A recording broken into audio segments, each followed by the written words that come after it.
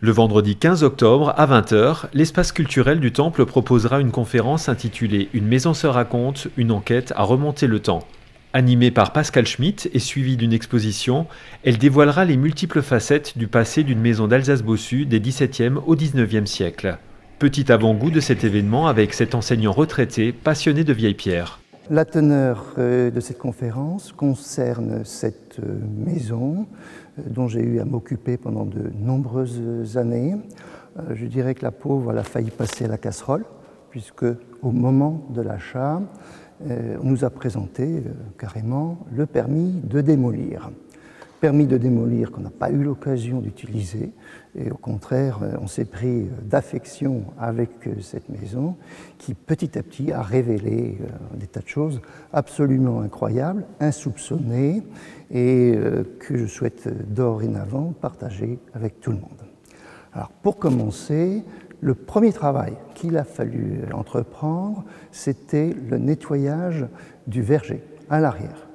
Parce que cette maison qui était inhabitée depuis la dernière guerre n'a pas été nettoyée, entretenue, et donc à l'arrière, c'était véritablement une forêt vierge. Il fallait tout nettoyer pour permettre ici de réaliser les relevés de cotation de la maison et entreprendre les plans d'architecte. Alors, en même temps qu'on a nettoyé, on faisait attention en grattant, en nettoyant, en retirant tous les gravats qu'il pouvait y avoir, pour le cas où on trouverait peut-être des objets un peu inattendus, inhabituels. Alors c'est ainsi que on a trouvé ceci, qui nous a laissé dans l'interrogation pendant des années et des années. C'est un peu rouillé à l'intérieur, mais sous les gravats de la remise, ça ne pouvait connaître que ce triste sort. Également, on a trouvé ce petit outil, si on regarde bien, il y a une espèce de queue de tire-bouchon. On a eu beaucoup de mal à savoir à quoi ça correspondait. Un objet que les anciennes générations connaissent, en règle générale. Par contre, les nouvelles générations, les générations actuelles, sont incapables de dire à quoi ça sert. C'est dire que le devoir de mémoire a tendance à s'effacer.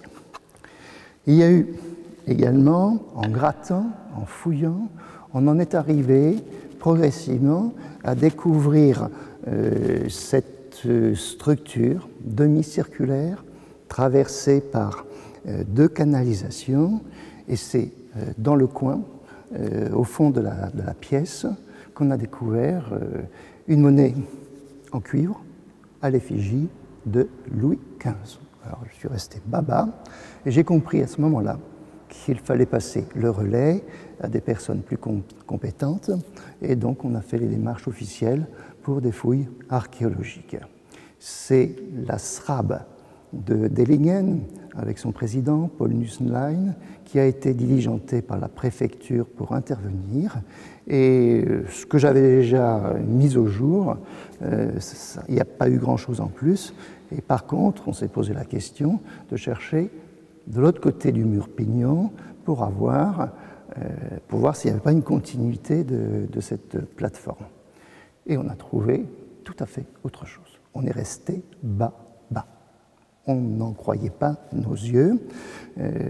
Il a fallu faire encore des tas de recherches pour comprendre à quoi ça correspondait. J'ai découvert un certain nombre de choses au fur et à mesure qu'on nettoie, qu'on gratte à droite et à gauche, et des éléments qui surprennent, comme ces 4 tuiles qui présentent chacune 9 trous qui ont été réalisés du bout des doigts, et on est resté dans l'interrogation pour savoir à quoi ça correspondait. Et c'est depuis janvier qu'on commence, je dis bien on commence, à avoir des éléments d'interprétation.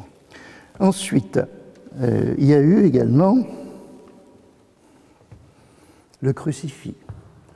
Alors je ne sais pas vous, mais moi, un crucifix, je le place dans la stube, je le place dans une chambre. On l'a trouvé au grenier, sous la paille. Et je ne vous dis pas la crasse et le verre de gris qu'il a fallu nettoyer. Alors, à quoi ça correspondait? Pourquoi placer un crucifix au grenier, invisible, sous la paille?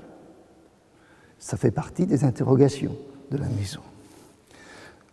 De la même façon, en déposant le mur, j'ai découvert cette petite balle. Elle est intacte. Elle n'a pas servi. Et on ne peut pas me dire que la balle a traversé les pierres calcaires du mur. Ce n'est pas possible. Alors pourquoi placer une petite balle comme ça dans l'épaisseur du mur? Un peu plus loin, encore, en déposant le mur, là, j'ai découvert quelque chose de tout à fait inhabituel, une chaussure. Une chaussure en cuir, complètement ratatinée sous le poids des pierres, complètement crottée avec l'argile des joints du mur. C'est une petite chaussure de 15 cm. Qu'est-ce que ça venait faire dans un mur?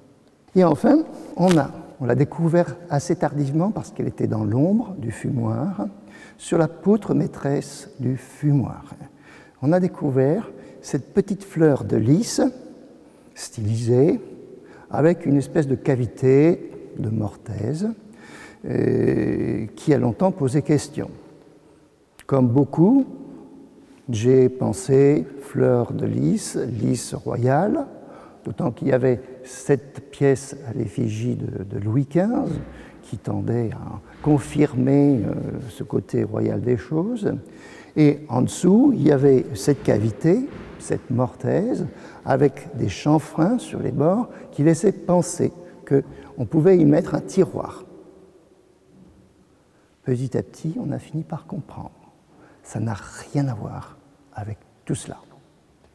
Alors c'est pour découvrir les réponses à tous ces éléments-là que je vous convie le vendredi 15 octobre à l'espace culturel du Temple à 20h pour la soirée conférence, ainsi que le samedi 16 et dimanche 17 octobre de 14h à 19h pour découvrir tout cela. À bientôt de nous rencontrer.